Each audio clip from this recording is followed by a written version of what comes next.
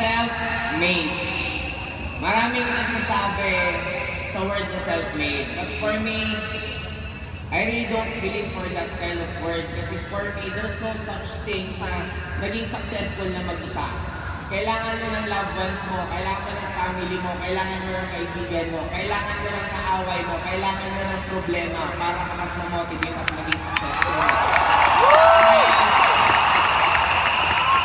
Drop it.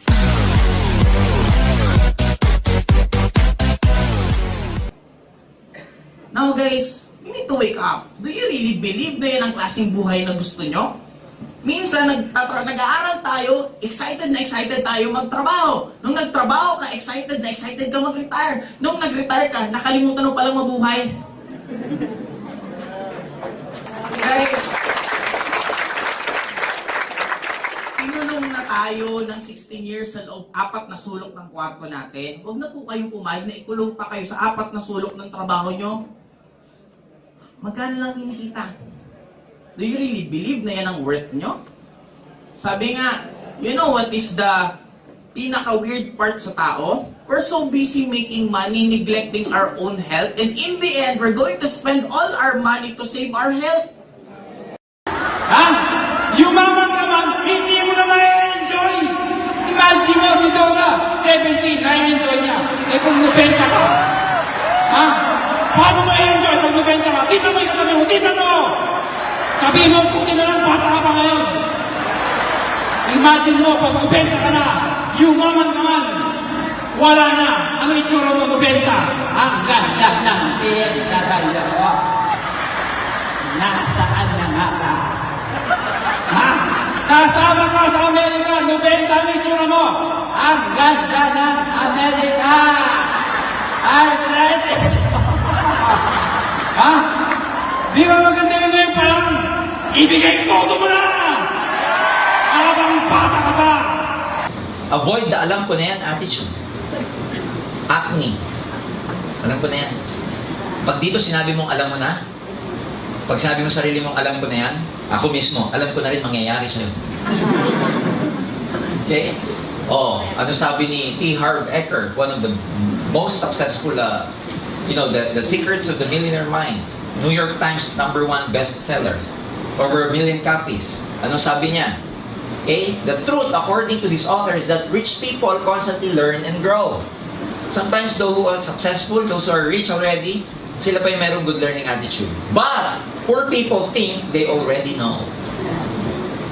Diba? Karamihan ng mga tao, napaka-pilosofo. Minsan sa buhay natin, kung sino pa yung walang pera, #1 pilosofo. Kung sino pa yung may pera, siya pa yung open-minded. Nagugulat ako. Nakakagulat ang mundo because minsan, kung sino pa yung meron, kung sino pa minsan yung hindi na dapat mag-networking, sila pa yung very humble. Sila pa yung uupo dito. Kung sino pa yung minsan yung may kaya na, sila pa yung open-minded pag nag-present ka sa kanila, very accommodating. Pag nag-present ka, smile, gaganyan lang sa'yo. When in fact, at the back of their mind, I don't need this anymore. But since they know the principles of success, it doesn't matter. They still listen, they're still open, kahit na mayaman na. Balikan mo yung walang pera. Hindi ka ba nagsisimula? Ano sasabihin? Alam ko na yan. Hindi ka nagsisimula. Hindi ba bubukas yung bibig mo ha? Kaya nakakagulat yung mga mayaman. Lalong? Yung mayaman. Yung mahirap, lalo na wala ng pera. Kasi based sa attitude. Sa seminar, puntahan mo. Hindi ko naman nila lahat. Pero pag may pumunta, ang unang iniisip ng tao, lalo na pag may big day ang AIM Global, o kaya pag in-invite mo, ang unang iisipin na marami, ano kaya ang pagkain mo? Hindi lang yun, may pangalawa. Ano kaya ang libre dito? At dahil yung mga mayaman, pag umaten, ano sasabihin? Ano kaya matututunan mo dito? Ano kayong kikitain ko dito? Nasa attitude. First of all, almost all, 80 to 90% of people in this world, you're doing something that you don't love. You're doing it because of your parents, you're doing it because of friends, because of the peer pressure of the society, or sometimes of your country. I learned to appreciate networking because you could learn so much in a span of short time. And if you earn so much, if you have money, you could always do the things that you love. And just like us, we're already doing what we love. Some of us been director of TV station, been a politician. Some of us been a blogger. And because of that, I learned to appreciate, and I'm doing networking right now, not to earn money. I'm here in US not because of I want to. Because if I have a choice, I'm in Dubai right now, I'm with my girlfriend, but I'm here because I know we're creating a change in this world. We're creating a change that you need to fight for what you love. Stop doing things that you don't want. You should learn to fight for what you want. Just imagine you're living in this world doing the things that you don't love.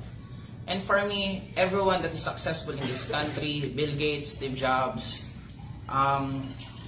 they fight for what they love. And for me, if I have just one message for you, believe in yourself. Just like Walt Disney, he's in his early days in school, he learned to give up his school because he want to fight for what he loved. That is why we have Disneyland. And for me, everyone here in us, there a purpose why you are here on earth. And the purpose is, it's only two. Number one, do the things that you love. Second, learn to love everything. You don't need to love because you're the same color, you're the same country, you're the same belief. You should learn to love everyone. You should learn to love your enemies because they're teaching us something. You should also learn to love your loved ones because they're supporting us. Anyway, guys, self-made. Maraming nagsasabi sa word na self-made. But for me, I really don't believe for that kind of word. Kasi for me, there's no such thing na naging successful na mag-isa. Kailangan mo ng loved ones mo, kailangan mo ng family mo, kailangan mo ng kaibigan mo, kailangan mo ng kaaway mo, kailangan mo ng problema para ka mas ma-motivate at maging successful. If you really want to become successful, you don't need to wait for the perfect moment. You don't need to be motivated. Hindi mo kailangan mag-antay kung kailan ka magsisipag. Pag gusto mong umasenso sa buhay mo, dapat mag-desisyon ka. Tinatamad ka man o hindi, magtrabaho ka. Nagugutom ka man o hindi, magtrabaho ka. Kasi isa lang masisigurado ko, guys, 95% ng desisyon na ginagawa natin ng now moment, yun ang magsasucceed sa atin. Kaya para po sa akin, bakit sobra pong sipag, even sa point na may sakit na ako, even sa point na ayaw ko magtrabaho, kailangan ko gawin, even sa point na pagod ako pero kailangan ko siya gawin kasi para po sa akin, makita ko lang po ang ngiti ng mga loved ones ko, masaya na po ako. Guys, sana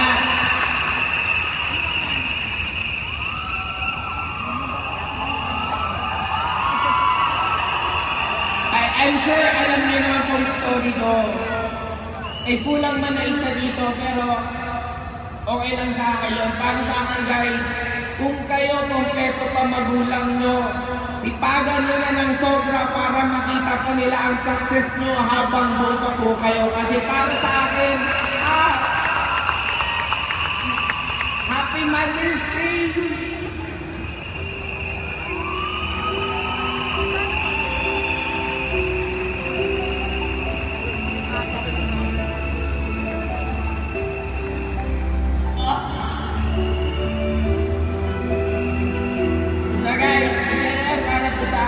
Sobrang blessed ako, sobrang ganda po ng nangyayari sa amin. Isa lang sisiguraduhin ko sa inyo, hindi po namin kayo iiwanan, dito na po tayo tatanda sa In Global. Tulong po natin